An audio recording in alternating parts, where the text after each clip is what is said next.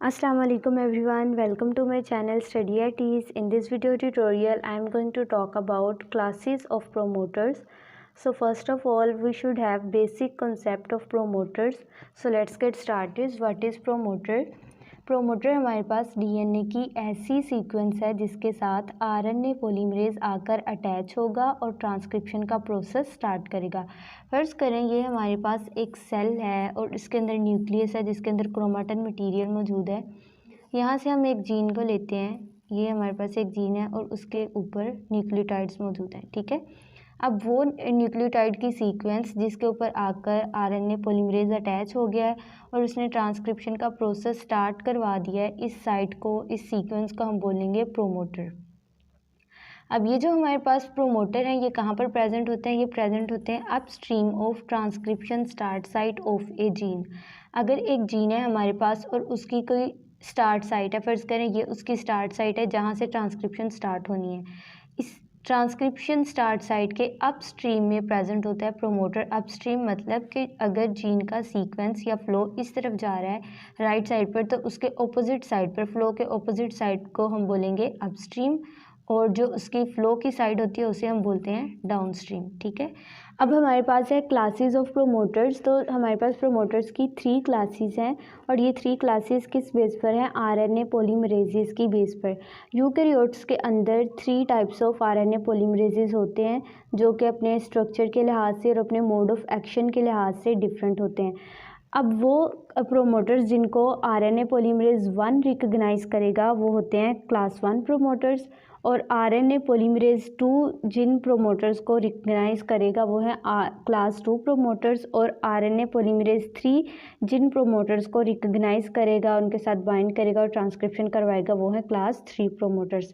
तो सबसे पहले हम डिस्कस कर लेते हैं क्लास 1 प्रोमोटर्स को। जो क्लास 1 प्रोमोटर्स हैं अब तक जिनको स्टडी किया गया है उससे पता चला है कि तमाम स्पीशीज़ के अंदर सिर्फ एक ही किस्म का जीन है जिसे कि पॉलीमरेज 1 रिकग्नाइज कर सकता है, और वो जीन हमारे पास है राइबोसोमल आरएनए प्रीकोर्सर जीन। और एक सेल के अंदर इसकी तकरीबन 100 से ज़्यादा कॉपीज़ मौजूद होती हैं और हर कॉपी के अंदर जो डीएनए की सीक्वेंस है और जो ट्रांसक्रिप्शन स्टार्ट साइट है वो तकरीबन एक जैसी ही होती है, ठीक है। लेकिन ये जो इसकी सीक्वेंस है ये स्पीशीज़ टू स्पीशीज़ वेरी करेगी, लेकिन एक ही स्पीशीज़ के जो जानदार हैं उनके अंदर जितने भी सेल्स होंगे उनके अंदर ये इसकी सीक्वेंस क्या होगी? बिल्कुल सेम होगी। सिर्फ एक एक्सेप्शन है हमारे पास ट्राइपेनोसोम की, जिसके अंदर आरएनए पॉलीमरेज 1 जो है वो राइबोसोमल आरएनए प्रीकोर्सर जीन के अलावा कुछ जीन्स को रिकग्नाइज करेगा और उनकी ट्रांसक्रिप्शन करवाएगा। ये ट्राइपेनोसोम के अंदर हमारे पास 2 प्रोटीन इनकोडिंग जीन्स होती हैं जिनको रिकग्नाइज करता है और उनकी ट्रांसक्रिप्शन और फर्दर ट्रांसलेशन होती है। अब हमारे पास बारी आती है इसके स्ट्रक्चर की। तो जो हमारे पास क्लास 1 प्रोमोटर है इसका स्ट्रक्चर जो है उसको स्टडी किया गया तो पता चला कि इसके पास 2 क्रिटिकल रीजन्स होते हैं, 2 क्रिटिकल एलिमेंट्स होते हैं। फर्स्ट हमारे पास है कोर एलिमेंट जो कि ट्रांसक्रिप्शन स्टार्ट साइट पर मौजूद होगा, और दूसरा हमारे पास है अपस्ट्रीम प्रोमोटर एलिमेंट। जो कोर एलिमेंट है इसका दूसरा नाम इनिशिएटर भी है और उसकी पोजीशन हमारे पास होती है +20 से -45 के दरमियान। और जो हमारे पास अपस्ट्रीम प्रोमोटर एलिमेंट है इसकी पोजीशन -156 से 170 के दरमियान होती है। अब इन दोनों एलिमेंट्स के दरमियान जो हमारे पास डीएनए की सीक्वेंस है ये बहुत इंपॉर्टेंट है। अगर इस सीक्वेंस के अंदर ये जो स्पेस है इसकी डीएनए की सीक्वेंस के अंदर कोई चेंजेस आ जाती हैं तो इसका बहुत ज़्यादा इफेक्ट होगा प्रोमोटर की एक्टिविटी पर।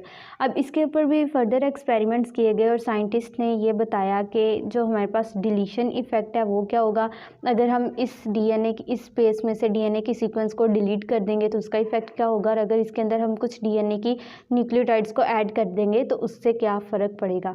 तो फर्स्ट पहले हम देख लेते हैं इसका डिलीशन इफेक्ट। पहले उन्होंने क्या किया, 16 बेस पेयर्स को रिमूव किया। इन दोनों प्रोमोटर साइट के दरमियान ये जो स्पेस मौजूद है यहाँ पर डीएनए की सीक्वेंस में से उसने 16 बेस पेयर्स को किया रिमूव। और इसने जब इसका रिज़ल्ट देखा तो उन्हें पता चला कि जो प्रोमोटर स्ट्रेंथ थी वो ड्रॉप हो गई थी 40%, ऑलमोस्ट 40% प्रोमोटर एक्टिविटी रिड्यूस हो गई थी। दूसरी बार उन्होंने क्या किया, 44 बेस पेयर्स को रिमूव किया, प्रोमोटर स्ट्रेंथ को चेक किया तो उन्हें पता चला कि जो हमारे पास प्रोमोटर है उसकी एक्टिविटी सिर्फ 10% रह गई और जो 90% तक थी वो ड्रॉप हो गई थी। फिर उन्होंने एडिशन इफेक्ट को चेक किया। उन्होंने पहले तो इसके अंदर ऑलमोस्ट 28 बेस पेयर्स को जब ऐड किया ना, तो इसके अंदर कोई चेंजेस, प्रोमोटर एक्टिविटी कोई रिड्यूस नहीं हुई, कोई इन्हांस नहीं, उस पर कोई इफेक्ट नहीं पड़ा। लेकिन जब उन्होंने इसके अंदर 49 बेस पेयर्स को, बहुत ज़्यादा बेस पेयर्स को ऐड करवाया, तो क्या हुआ, प्रोमोटर स्ट्रेंथ जो थी वो रिड्यूस होगी ऑलमोस्ट 70% तक। तो ये जो एक्सपेरिमेंट्स थे, इनके रिजल्ट से हमें ये पता चला कि अगर हम डिलीट करते हैं बेस पेयर्स को तो भी प्रोमोटर की जो एक्टिविटी है वो रिड्यूस होगी, और अगर हम उसके अंदर बेस पेयर्स को ऐड करेंगे तो भी उसकी एक्टिविटी क्या होगी, वो रिड्यूस होगी। लेकिन अगर हम इन कंपैरिजन बात करें, जो डिलीशन इफेक्ट है वो ज़्यादा है, क्योंकि जब हमने इनको डिलीट करवाया था तो उसकी जो रिड्यूस हो गई थी एक्टिविटी बहुत ज़्यादा हद तक, लेकिन जब हमने ऐड करवाया था तो 49 बेस पेयर्स को ऐड करवाने से सिर्फ 70% रिड्यूस हुई थी। तो इससे पता चला कि जो डिलीशन इफेक्ट है वो ज़्यादा है और जो एडिशनल इफेक्ट है वो कम है। अब हमने डिस्कस करना है क्लास 2 प्रोमोटर्स को। इन प्रोमोटर्स को आरएनए पॉलीमरेज 2 रिकॉग्नाइज करेगा और उनकी ट्रांसक्रिप्शन को कंट्रोल करेगा। जो हमारे पास क्लास 2 प्रोमोटर्स हैं, इनके दो पार्ट्स होते हैं। फर्स्ट पार्ट हमारे पास है कोर प्रोमोटर और दूसरा पार्ट हमारे पास है प्रोक्सिमल प्रोमोटर। तो पहले हम कोर प्रोमोटर को डिस्कस कर लेते हैं। जो कोर प्रोमोटर है, इसका काम क्या होता है कि ये अट्रैक्ट करता है जनरल ट्रांसक्रिप्शन फैक्टर्स को, आरएनए पॉलीमरेज को। अब जनरल ट्रांसक्रिप्शन फैक्टर्स में हमारे पास transcription factor 2b, transcription factor 2d, different factors आ जाते हैं और अदर प्रोटीन्स आ जाती हैं। आरएनए पॉलीमरेज, इन सबको इसने क्या करना है, अट्रैक्ट करना है और प्री इनिशिएशन कॉम्प्लेक्स बनाना है इन सबको मिला के एक जगह पर। दूसरा इसका काम है set transcription start site. Transcription start site को सेट करेगा और ट्रांसक्रिप्शन की डायरेक्शन को सेट करता है। अब हम देख लेते हैं जो कोर प्रोमोटर है, इसका स्ट्रक्चर क्या है। इसके स्ट्रक्चर में हमारे पास वाइड वैरायटी है एलिमेंट्स की, ठीक है। तो पहले हमारे पास ये देखें इस डायग्राम में, ये +1 साइट जो है ये हमारे पास है ट्रांसक्रिप्शन स्टार्ट साइट, ठीक है। अब ट्रांसक्रिप्शन स्टार्ट साइट और इसकी सराउंडिंग में हमारे पास प्रेजेंट जो डीएनए की सीक्वेंस होती है उसे हम बोलते हैं इनिशिएटर। नेक्स्ट, अब जो हमारे पास इनिशिएटर है, इसकी कंसेंसस सीक्वेंस क्या होती है, GCA G/T, मतलब G और T दोनों में से कोई एक हो सकता है। नेक्स्ट है T और T/C, इन दोनों में से कोई एक, ये होती है ड्रोसोफिला के अंदर। और मैमल्स के अंदर ये सीक्वेंस होती है पायरीमिडिन पायरीमिडिन, मतलब जो हमारे पास C और T, इन दोनों में से कोई एक हो सकती है न्यूक्लियोटाइड। नेक्स्ट हमारे पास है एडेनिन और फिर है कोई भी नाइट्रोजनस बेस। अब इसमें पायरीमिडिन और प्यूरिन्स में से कोई भी हो सकती है, ठीक है, मतलब C, T, G और A, इन चारों में से कोई एक होगी। और नेक्स्ट है T/A, इन दोनों में से कोई एक, फिर पायरीमिडिन और फिर पायरीमिडिन। ये हमारे पास सीक्वेंस है मैमल्स के अंदर, ठीक है, और जिसकी पोजीशन होती है -2 और +4 के दरमियान में। नेक्स्ट हमारे पास है टाटा बॉक्स। अब टाटा बॉक्स यूकेरियोट्स और प्रोकैरियोट्स दोनों के अंदर मौजूद होता है और इसकी सीक्वेंस ऑलमोस्ट सेम होती है। इसकी सीक्वेंस जो है वो है TA, इसी बेस पर इसका नाम टाटा रखा गया है। और फिर है A/T, दोनों में से कोई एक होगी, फिर A और फिर होगी G और A, दोनों में से कोई एक। फिर इसकी पोजीशन -31 से -26 के दरमियान होती है। नेक्स्ट हमारे पास है transcription factor 2b recognition element, मतलब ये जो एलिमेंट है ये ट्रांसक्रिप्शन फैक्टर 2b को रिकग्नाइज करेगा और उसकी बाइंडिंग करवाएगा। इसकी पोजीशन है -37 से -32 और इसकी सीक्वेंस है G/C, दोनों में से कोई एक होगी, फिर G/C, फिर G/A, नेक्स्ट है CGCC, ये इसकी सीक्वेंस है, ठीक है। उसके अलावा हमारे पास यहाँ पर डाउनस्ट्रीम में कुछ एलिमेंट्स हैं। देखिए ये हमारे पास ट्रांसक्रिप्शन स्टार्ट साइट थी ना, इसकी ट्रांसक्रिप्शन स्टार्ट साइट की लेफ्ट साइड पर हमारे पास प्रेजेंट होंगे अपस्ट्रीम प्रोमोटर एलिमेंट्स और इसकी जो राइट साइड है वहाँ पर डाउनस्ट्रीम प्रोमोटर एलिमेंट्स प्रेजेंट होंगे, ठीक है। अब यहाँ पर हमारे पास जो है ना डाउनस्ट्रीम कोर एलिमेंट के फर्दर 3 पार्ट्स होते हैं, इनको मैंने यहाँ पर एलैबोरेट किया है। अब जो हमारे पास डाउनस्ट्रीम कोर एलिमेंट 1 है, इसकी पोजीशन होती है +6 से +12 के दरमियान और इसकी सीक्वेंस होती है CTTC। और जो दूसरा हमारे पास पार्ट है इसका डाउनस्ट्रीम कोर एलिमेंट 2, उसकी पोजीशन होती है +7 से +24 के दरमियान में और इसकी सीक्वेंस होती है CTGT। और जो थर्ड है डाउनस्ट्रीम कोर एलिमेंट 3, इसकी पोजीशन +31 से +33 के दरमियान और इसकी सीक्वेंस होती है AGC, ठीक है। अब ये इसके अलावा हमारे पास यहाँ पर है MTE मोटिफ 10 एलिमेंट और उसकी पोजीशन है +18 से +27। और नेक्स्ट हमारे पास है DPE डाउनस्ट्रीम प्रोमोटर एलिमेंट और इसकी पोजीशन होती है +28 से +32। ठीक है, अब हर एलिमेंट का अपना एक मखसूस फंक्शन है। अब हम इन सब एलिमेंट्स को वन बाय वन स्टडी करेंगे। अब पहले हम डिस्कस कर लेते हैं अपने टाटा बॉक्स को। टाटा बॉक्स यूकैरियोट्स और प्रोकैरियोट्स दोनों के अंदर मौजूद होता है और ऑलमोस्ट इसकी सीक्वेंस क्या होती है, सेम होती है। फ़र्क सिर्फ क्या होता है इसकी पोजीशन का। यूकैरियोट्स के अंदर इसकी पोजीशन होती है +25 से +30 के दरमियान ऑलमोस्ट। ठीक है, और जो प्रोकैरियोट्स है उसके अंदर इसकी पोजीशन होती है -10। ये पोजीशन इसकी ट्रांसक्रिप्शन स्टार्ट साइट के लिहाज से है। और कुछ हमारे पास ऐसे भी प्रोमोटर्स होते हैं जैसे कि रैबिट के बीटा ग्लोबिन जीन के अंदर जो प्रोमोटर होते हैं, जो टाटा बॉक्स होता है ना उसके अंदर TA न्यूक्लियोटाइड्स मौजूद नहीं होते, बल्कि अंदर G और C जो होते हैं ना ये न्यूक्लियोटाइड ज़्यादा होते हैं। इसके अलावा हमारे पास कुछ प्रोमोटर्स ऐसे भी हैं जिनके अंदर टाटा बॉक्स सिरे से प्रेजेंट होता ही नहीं है, इन्हें हम बोलते हैं टाटालेस प्रोमोटर्स। अब ऐसे जीन्स जिनके पास टाटा बॉक्स प्रेजेंट नहीं होता उनकी दो क्लासेस हैं। पहला हमारे पास है हाउस कीपिंग जीन्स और दूसरा हमारे पास है होम्योटिक जीन्स। जो हाउस कीपिंग जीन्स हैं ये तमाम सेल्स के अंदर एक्टिव होते हैं क्योंकि ये कंट्रोल करते हैं कॉमन बायोसिंथेटिक पाथवेज को, इसलिए ये तमाम सेल्स के अंदर प्रेजेंट होते हैं और एक्टिव भी होते हैं। ये जीन वो जीन्स हैं जो कि इनकोड करते हैं एंजाइम्स को जो कि न्यूक्लियोटाइड सिंथेसिस के लिए ज़रूरी होते हैं। अब इसकी एग्जांपल हमारे पास है SV40 रीजन। हमारे पास एक वायरस है साइमियन वायरस, उसके जीनोम के अंदर SV40 रीजन है जो कि वायरल प्रोटीन को इनकोड करता है। अब ये जो हमारे पास जीन है इसका प्रोमोटर है, उसके पास टाटा बॉक्स प्रेजेंट नहीं होता, उसके पास GC बॉक्सेस प्रेजेंट होते हैं जो कि टाटा बॉक्स की डेफिशिएंसी को कंपनसेट करते हैं।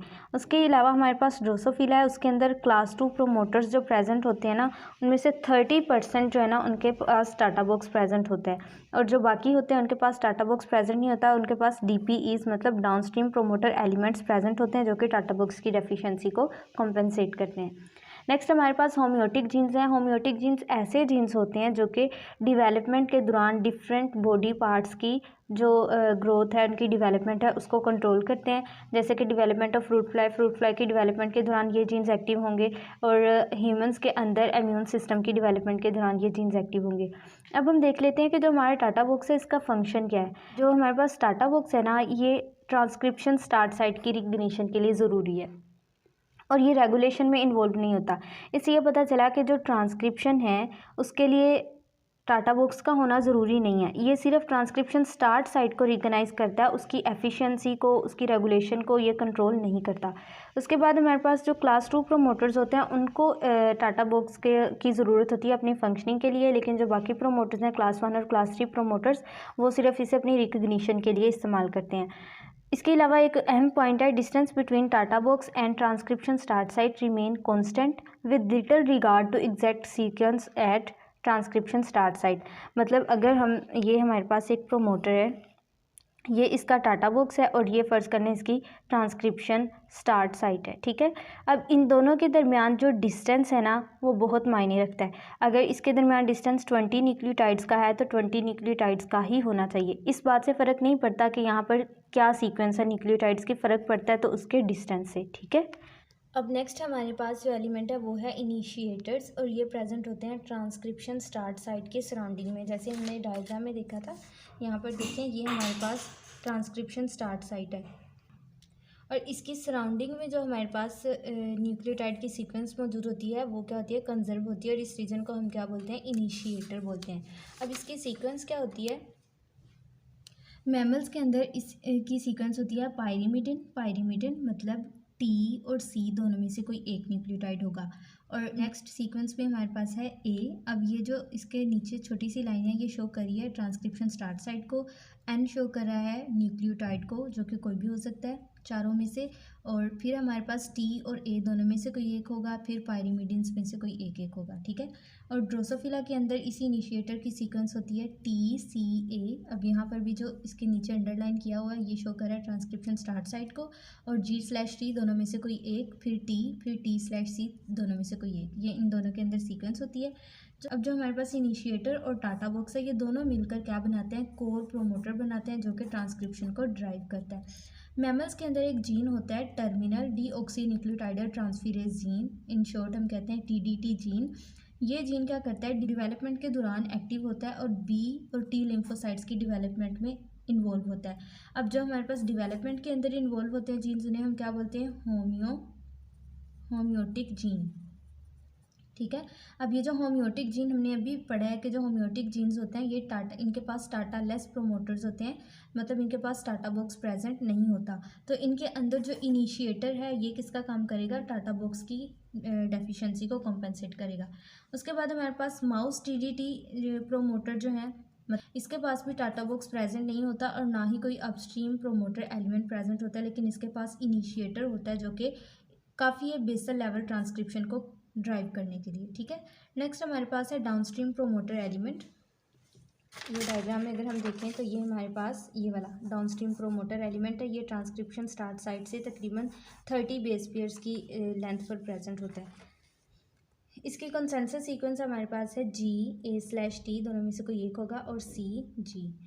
इन TATAless promoters DPEs compensate the absence of TATA box. जो ऐसे प्रोमोटर्स जिनके अंदर टाटा बॉक्स प्रेजेंट नहीं होगा वहाँ पर DPEs किसका काम करेंगे, टाटा बॉक्स का। The similarity between Tata box and DPEs extends their ability to bind to key general transcription factor known as transcription factor 2D। जो हमारे पास टाटा बॉक्स और DPEs हैं इनके अंदर सिमिलैरिटी की वजह से ये जो है ना DPEs पर ट्रांसक्रिप्शन फैक्टर 2D की बाइंडिंग हो जाती है और प्री इनिशिएशन कॉम्प्लेक्स बनने के बाद वहाँ पर ट्रांसक्रिप्शन स्टार्ट हो जाती है। DPEs are just as common in Drosophila as TATA boxes. हमने अभी पढ़ा था कि जो ड्रोसोफिला इसके पास जितने भी क्लास 2 प्रोमोटर्स होते हैं उसमें से जो 30% होते हैं उनके पास तो टाटा बॉक्स प्रेजेंट होगा, लेकिन बाकी जितने भी प्रोमोटर्स होते हैं उसमें उसके पास टाटा बॉक्स प्रेजेंट नहीं होता और वहाँ पर क्या प्रेजेंट होते हैं, DPEs, जो कि टाटा बॉक्स की डेफिशिएंसी को कॉम्पेंसेट करते हैं।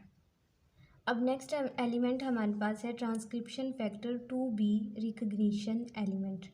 ये एलिमेंट हमारे पास जो टाटा बॉक्स है उसके अपस्ट्रीम में प्रेजेंट होता है। अगर हम इसे डायग्राम में देखें तो जैसे हमारे पास ये टाटा बॉक्स है, इस टाटा बॉक्स के अपस्ट्रीम में प्रेजेंट है transcription factor 2B recognition element. ठीक है, अब जो हमारे पास transcription factor 2B, transcription factor 2D, RNA polymerase 2 और कुछ अदर फैक्टर्स हैं, ये मिलते हैं, प्री इनिशिएशन कॉम्प्लेक्स बनाएंगे और फिर हमारे पास ट्रांसक्रिप्शन स्टार्ट हो जाएगी। ठीक है, अब ये तो हमने सारे एलिमेंट्स डिस्कस कर लिए हैं जो कि कोर प्रोमोटर में प्रेजेंट होते हैं। ठीक है, जो कि हमारे पास क्लास 2 प्रोमोटर के दो पार्ट्स थे, एक हमारे पास था कोर प्रोमोटर और दूसरा proximal promoter. Core promoter complete हो गया, अब हमने डिस्कस करना है प्रोक्सिमल प्रोमोटर को। ये जो एलिमेंट्स हैं इसमें सिर्फ दो ही एलिमेंट्स हैं, एक इसका GC बॉक्स और दूसरा है इसका कैट बॉक्स।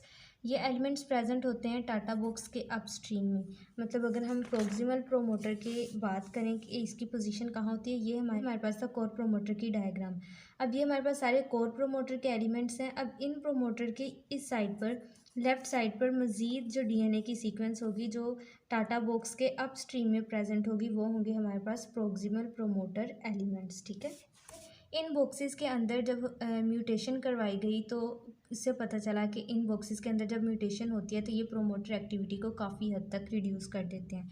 जो हमारे पास GC बॉक्सेस हैं इनकी पोजीशन -47 से -61 है और इसकी जो सीक्वेंस है वो होती है GGC CGG।